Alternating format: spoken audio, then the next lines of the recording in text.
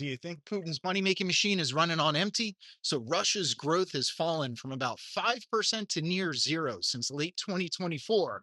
And that's Goldman Sachs. They got a high frequency index tracking real time activity, kind of like looking at how much people are spending. So their war economy catch up is over. Since 2022, Moscow's poured tons of money into munition plants, new China India supply lines, and other war economy projects. Now, by mid 2024, real fixed capital spending was like 23% higher than in late 2021. All of that spending pushed their budget deficit to 2.7 trillion rubles. That might be like $31 billion. And that's back in 2025. Now, that one off build out boost has run its course. So they spent that money. Then you look at high interest rates that are slowing growth. You think it's bad in America. In Russia, inflation ran over 10% in early 2025. That sucks. It's driven by wage hikes, up 18% since last year. And there are labor shortages from conscription into the army and emigration, people getting the heck out of Dodge.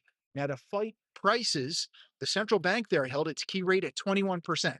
Imagine paying 21% for a mortgage or higher.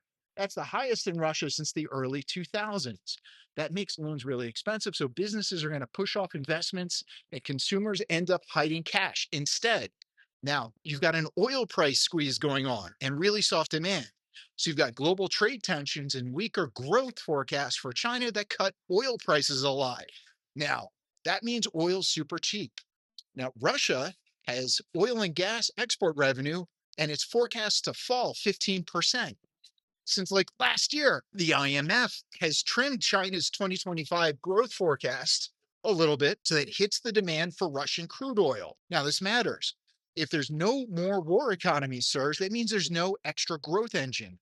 Those high interest rates slow hiring, investment, and consumer spending. And falling oil revenue is directly going to hurt the amount of money the government has to spend and investor confidence. So Russia's got three big headwinds: structural, monetary, and external. They've combined to stall Russia's engine.